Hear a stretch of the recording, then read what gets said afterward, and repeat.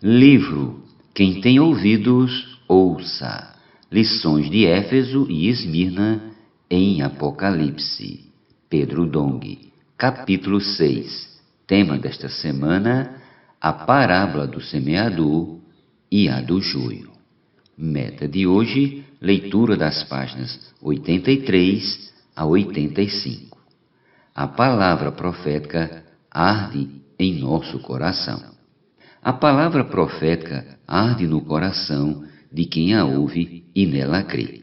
Certa vez, após a ressurreição de Jesus, 2 discípulos caminhavam para Emaús, e o Senhor lhes apareceu e falou com eles, mas não o reconheceram de imediato.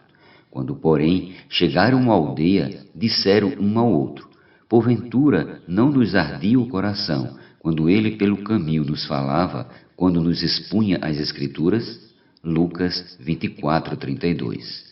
Graças a Deus, essa também tem sido nossa experiência nos últimos dias. Por ouvir e colocar em prática o falar profético, temos sido abençoados com uma vida alegre e frutífera.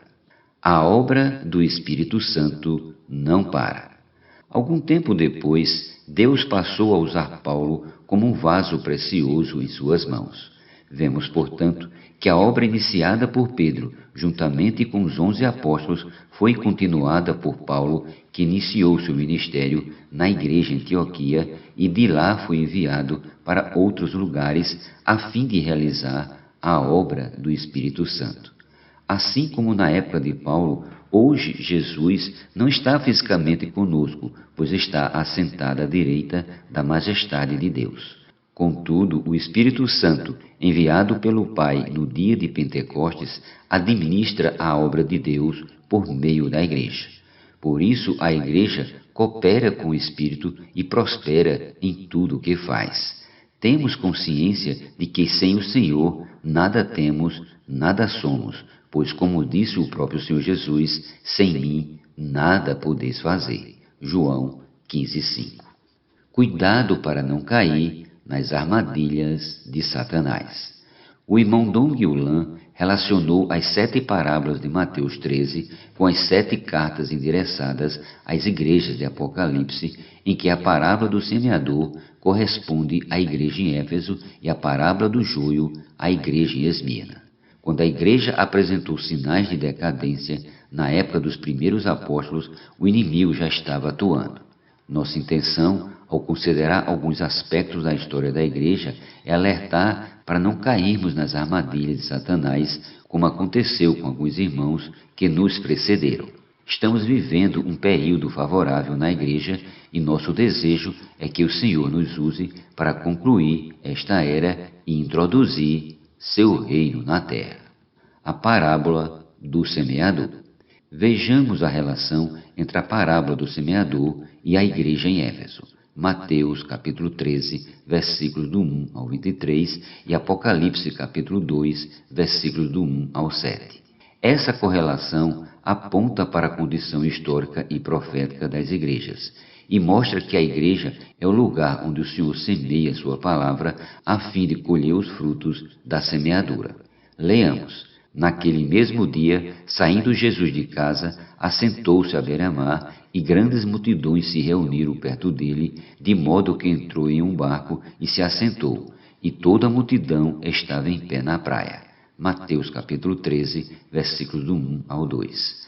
A expressão sair de casa refere-se à rejeição que Jesus sofreu dos judeus, e o barco corresponde à igreja.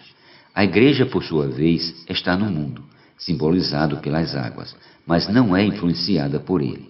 Sua função é abrigar os que foram salvos do mundo, assim como a Arca de Noé abrigou os que foram salvos das águas do dilúvio. O texto de Mateus continua dizendo que Jesus lhes falou por parábolas e dizia: eis que o semeador saiu a semear, e ao semear, uma parte caiu à beira do caminho, e vindo as aves a comeram.